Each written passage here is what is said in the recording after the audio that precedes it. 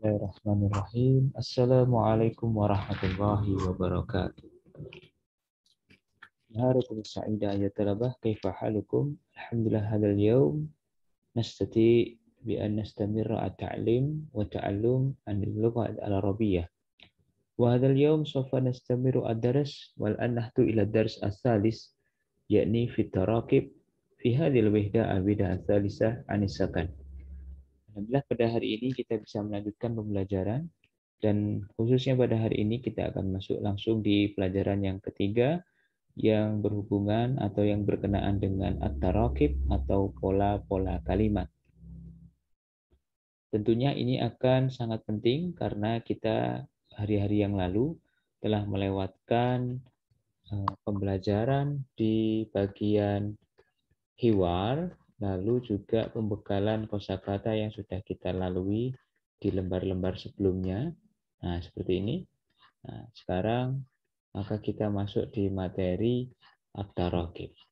Nah, perhatikan dengan baik, saya akan menerangkan satu demi satu. Lahid at-tarakib fil jadwal at-tali. Fil jadwal al-awwal hunaka al-jumlah askunu fi syari'i Ahmad Yani. Askunu fi ma'hadil jami'ah.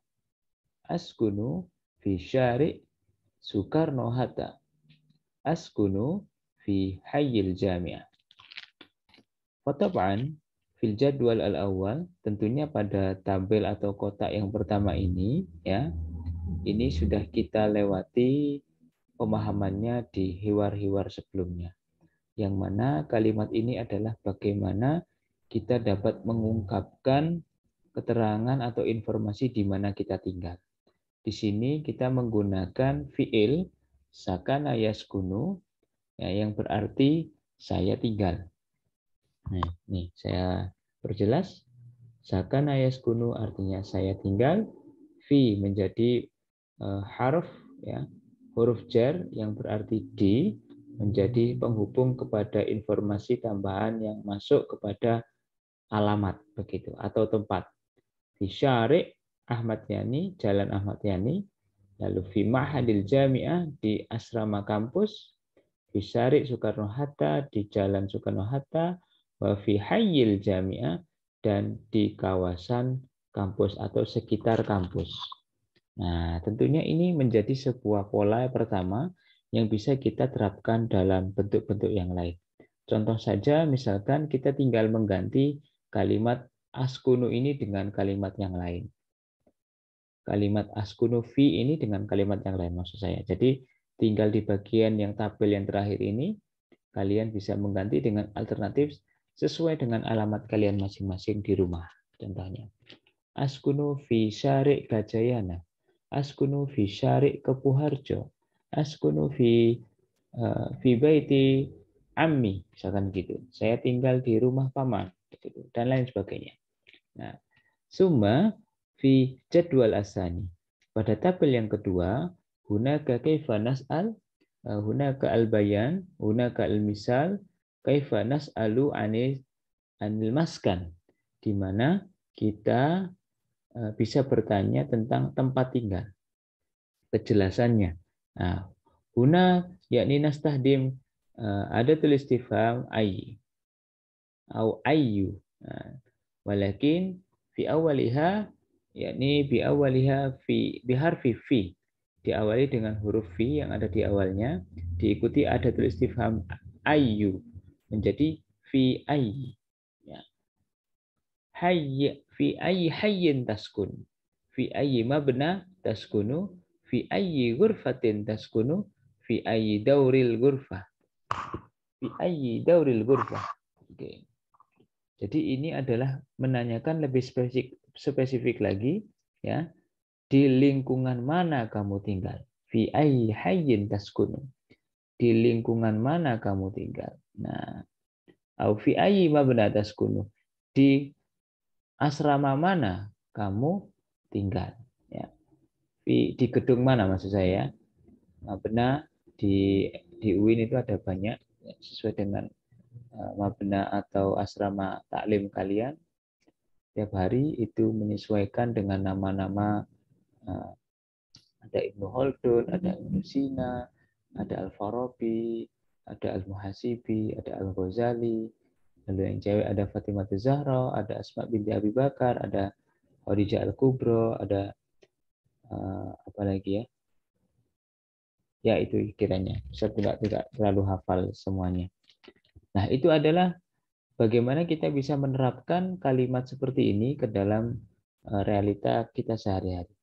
Nah, fi ayyi ghurfatin, di kamar mana kamu tinggal? Fi ayyi daurin, di lantai berapa? Daur ya. Di lantai berapa kamar? Ya, begitu. Maksudnya kamar yang kita tinggali. Nah, gitu. Dan ini kita bisa terapkan dalam pertanyaan untuk memunculkan informasi yang lebih spesifik lagi tentang di mana kita tinggal. Oke. Tsumma fil jadwal asalis hunaka as-su'al kam ghurfatan fil bait, kam taliban fil bait atau fil ghurfah, kam hammaman fil mabna masalan, atau kam sariron fil bait, kam dauron fil mabna masalan. Nah, ini adalah cara penggunaan adatul istifham kam. Seperti sebagaimana kita telah lalui yang ada di keterangan al-kifayat wal mu'asyirat yang pernah kita bahas dulu, bahwa di materi ini, di bab ini kita akan diterangkan bagaimana penggunaan kam. Nah, ini. Nah, di sini ciri khasnya adalah setiap penggunaan kam, maka isim yang mengikuti setelahnya adalah berharokat nasab atau fathah. Kam taliban, kam kurfatan, kam hammaman, kam sariron, kam dauron. Nah, begitu ya. Misalkan berapa buku yang kamu beli? Kam kitaban. Nah, gitu. Tashtari. Misalkan contoh saja ini ya. Oke. Kam kitaban atau apapun pokoknya berharokat fathah begitu. Nah, di sini ada cara bagaimana kita menanyai apa namanya? Tentang isi, bisa isi ya. Bisa isi, bisa keadaan, situasi, kondisi yang spesifiknya berhubungan dengan mungkin jumlah ruangan atau kamar, jumlah yang mahasiswanya atau santrinya bisa jadi, atau bahkan jumlah kamar mandinya, jumlah tempat tidurnya, jumlah lantainya, tentunya diikuti dengan objek. Nggak mungkin kita bertanya kam gurfatan, kam taliban, harus diikuti dengan dzaraf makannya. Dzaraf makan itu artinya adalah keterangan tempat, tentunya dibantu dengan harfu jar. Ini fi ini harfu jar. Nah, ya.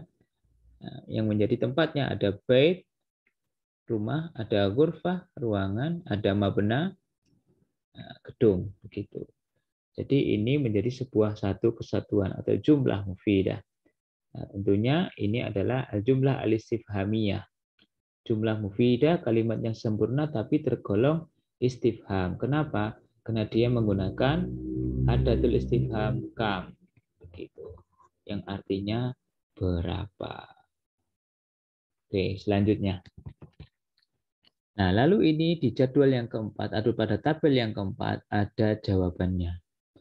Kita baca dulu. Fi ghurfatin naumi sarirun. Nah, di ruang tidur ada kasur atau tempat tidur. Bukan kasur ya, maaf. Tempat tidur. Oke, kalau kasur itu bahasa Arabnya firashun. Nah, ini kasur. Nah, firashun. Ini namanya kasur. Oke, selanjutnya. Fi ghurfatil julus arika. Di ruang tamu sofa, ada sofa. Fil matbah sallaja. Di dapur ada kulkas, lemari es. Fil hammam, di kamar mandi ada mir'ah, cermin. Nah, ini. Gitu. Jadi misalkan kita ingin bertanya, kira-kira kalau ada jawaban seperti ini, pertanyaannya bagaimana? Fi ghurfatin naumi sarirun. Mungkin kita bisa gunakan pertanyaan seperti ini. Madza fi ghurfatin naumi? Nah, seperti itu. Apa yang ada atau yang terdapat di ruang tidur, begitu ya. Yang ada di ruang tidur adalah fi ghurfatin naumi sarirun. Madza fi ghurfatil julus? Fi ghurfatil julus harikatun. Madza fil matbah? Fil matbah thalajatun. Madza fil hammam? Fil hammam mir'atun. Nah, ini sangat bisa sekali kita aktualisasikan dalam kehidupan kita sehari-hari. Misalkan Anda ingin bertanya suatu informasi tentang kondisi suatu ruangan atau menanyakan benda apakah ada di ruangan tertentu begitu. Nah, oke, selanjutnya kita lanjutkan ke bawah. Selanjutnya kita masuk di tabel yang kelima. Di tabel yang kelima ini bagaimana kita dijelaskan penggunaan kata tanya ma dengan model menanyai nomor seperti ini. Ma rokmu baitika, ma rokmu syakkotika, ma rokmu ghurfatika, ma rokmu hizanatika. Nah, gitu. Jadi di sini ada perpaduan antara ma lalu ditambah dengan idhofah. Idhofah ini mudhof wa mudhofun ilaih, yaitu aslinya adalah rokmun ya dengan isim setelahnya. Di sini ada baitun aslinya ya seperti ini. Lalu ada syaqqatun artinya apartemen. Lalu ada ghurfatun.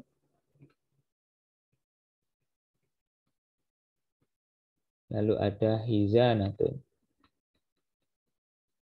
Nah, aslinya rokmun baitun, rokmun syaqqatun. Tetapi karena ini adalah bentuk idhofah ya, maka yang mengikuti setelah isim yang pertama ini disebut mudhof ya, mudhof begitu. Rokmu baiti harus berharokat kasroh. Nah, jadi rokmu baiti ka. Ka ini dia sebagai yang diajak berbicara yaitu kamu atau Anda, domir. Ya. Jadi rokmu baiti harus baiti. Rokmu baiti. Rokmu syakoti. Rokmu ghurfati. Rokmu hizanati. Gitu. Ya. Seperti ada istilah, ada kitabun,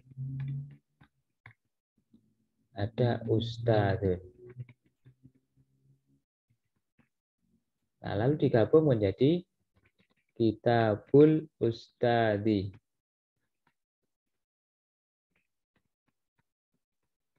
Nah, bukunya ustadz, kitabnya ustadz. Loh, Ustadz, di sini kok nggak ada alif lamnya? Ya, karena sini sudah menjadi makrifah, karena sudah ada domirnya. Nah, ini. Nah, ini tidak saya terangkan terlalu dalam ya, karena ini bukan pelajaran qawaid, bukan pelajaran nahwu. Jadi asal kalian tahu saja pokoknya bagaimana menanyakan nomor rumah, nomor apartemen, nomor kamar, dan nomor almari seperti ini bentuknya. Begitu. Marokmu. Saya tadi cuma menjelaskan asalnya. Begitu. Lalu selanjutnya di tabel yang ke-6, ghurfati jamilah, ghurfati nadhifah, ghurfati wasi'ah, ghurfati kabirah. Ini bagaimana kita bisa membuat sebuah kalimat yang sangat sederhana. Ini jumlahnya jumlah ismiyah. Kenapa kok jumlah ismiyah?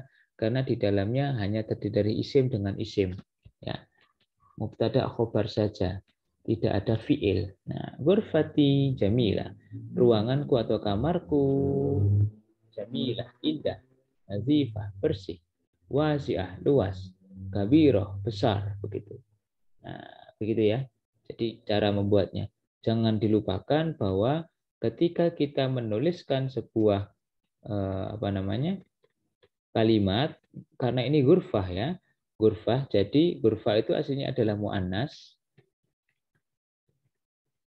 maka sifatnya pun juga mu'annas. Nih, kalau misalkan saya ingin mensifati itu masjid,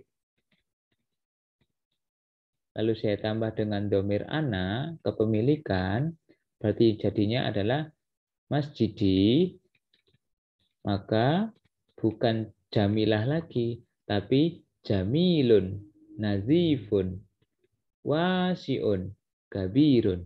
Masjidku indah atau masjidku bagus, masjidku bersih, masjidku luas, masjidku besar. Begitu. Kita tetap memperhatikan bagaimana sifat-sifat ini mengikuti yang disifati. Jangan lupa di sini ada tambahan domir kepemilikan yaitu punyanya ana. Kalau misalkan kita ingin rubah punyanya kamu, laki-laki atau kamu perempuan, bisa? Harus bisa. Contohnya bagaimana? Ya, masjiduka jamilah. Nah, contoh saja ini. Masjidmu, maaf, masjiduka jamilun. Maaf. Masjiduka jamilun. Masjidmu indah. Masjiduka nazifun. Masjidmu bersih dan seterusnya. Ya, itu tabel yang ke-6. Lalu yang terakhir. Yang terakhir, di tabel yang terakhir ini, yang ke-7, kita diberikan bagaimana cara menggunakan ba'idun an atau ba'idah an.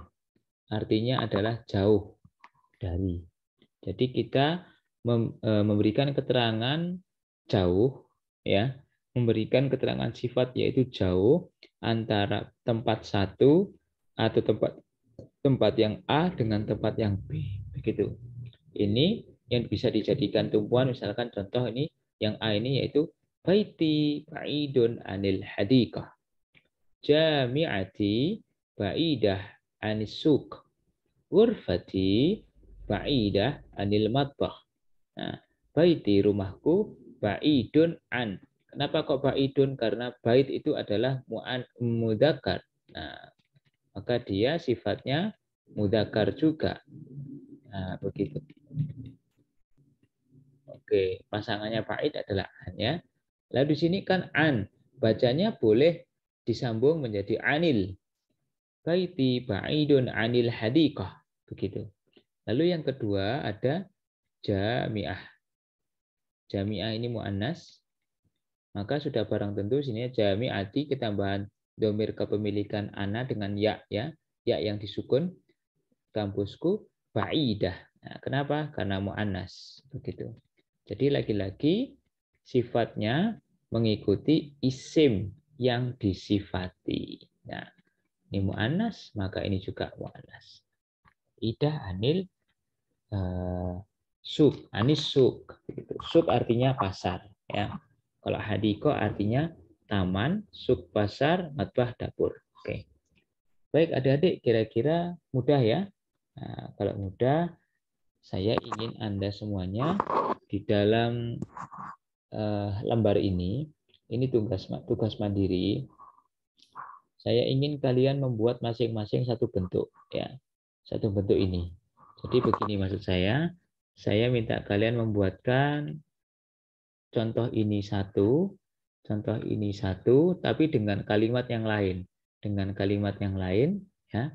Contoh ini satu dengan kalimat yang lain, contoh ini satu dengan kalimat yang lain, contoh ini satu dengan kalimat yang lain, contoh ini satu dengan kalimat yang lain, ya, tidak harus ghurfah, bisa yang lain-lain. Lalu mana lagi ke bawah sebentar. Nah, ini yang bawah juga. Ini juga buatkan satu dengan contoh kalimat yang lain. Berarti ada 7 kalimat menyesuaikan dengan kriteria atau karakteristik pola kalimat yang ada di masing-masing tabel yang sudah saya jelaskan. Berarti ada 7 kalimat dengan pola-pola yang berbeda. Oke, begitu. Selanjutnya, biar kita tuntas di materi tarokib ini, kita kalian tuliskan saja jawaban untuk tadrib 1 ya. Ini kita bisa lihat contohnya. Ij'al kama fil misal. diminta untuk menjadikan sebagaimana ada pada contoh. Nah, di contoh ini adalah ada kata-kata aina taskunu askunu fi syari Ahmad Yani, karena ini gambarnya Ahmad Yani. Nah, di sini ada fi syari Soekarno Hatta, dan di sini ada Mahdal Jamiah. Ya, kira-kira kalian sudah bisa kan? Jawabannya bagaimana? Tolong ditulis yang rapi antara dua pola ini seperti contoh yang ini, begitu. Ya. Tadrib 1, mudah sekali. Lalu selanjutnya yang di tadrib 2. Kita lihat agar kita tuntas di materi ini pada hari ini. Di tadrib 2, maka kalian bisa lihat di sana ada penggunaan kata hayyun. Hayyun dan taskunu. Ya. Jadi kita lihat al-misal contoh fi ayyi hayyin. Nah, ini taskunu. Kenapa? Karena di sini diminta adalah hayyun sama taskunu. Nah, ini yang diminta nanti adalah ghurfa taskunu, mabna taskunu, syari' al-bait, daur al-ghurfa. Bentuk dijadikan seperti ini. Ditulis di buku tulis seperti ini ada 4 kalimat gitu. Kalau yang atas tadi 2. Terus yang atas lagi tadi 7. Berarti 7 tambah 2 tambah 4. Berapa ini? 13. 13 kalimat. Baik. Ya. Ya, mungkin itu dulu ya. Itu dulu. Yang ini kalian bisa telah sendiri. Nah, ini penggunaan kam, ini ya. Jadi intinya dari pembelajaran hari ini adalah kita membiasakan pola.